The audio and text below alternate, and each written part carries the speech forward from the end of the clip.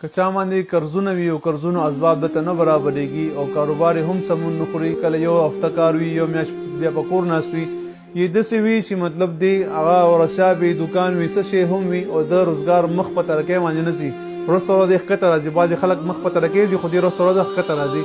نو تاسو ته صرف او صرف 2 وظیفې ښیم، دا 2 وظیفې شروع کړئ، انشاءالله العزیز ستاسو روزګار به مخ په ترقۍ ځي. الله تعالی به ستاسو د قرضونو هغه اسباب د خپلو خزانو پوره کوي انشاءالله. هغه د قرضونه به تاسو خدای پاک په خپله پوره کوي، ته به الله تعالی اسباب برابروي او ستاسو پیسې الله تعالی مطلب درکوي ته.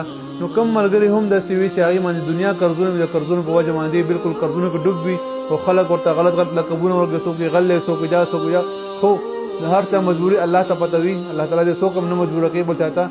نو که څوک قرضداره وي صرف 2 وظیفې شروع کوي. یو دی استغفار. استغفار سره الله تعالی په خپل قرآن کې فرمایي استغفار څوک کوي هغه ته به زه مال ورکوم، دولت ورکوم، اولاد ورکوم، پای هم بارونه کوم. یو استغفار شروع کوي 314 سره استغفار وایي.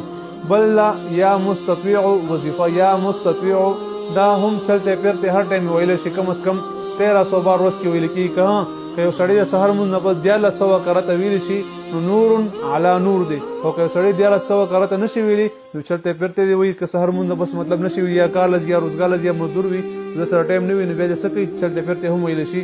خو د منځونو پابندي کول پکار دي او د هر منځ نه بس سړی دغه ذکر اذکار کوي نو انشاءالله فایده به ډېره کېږي.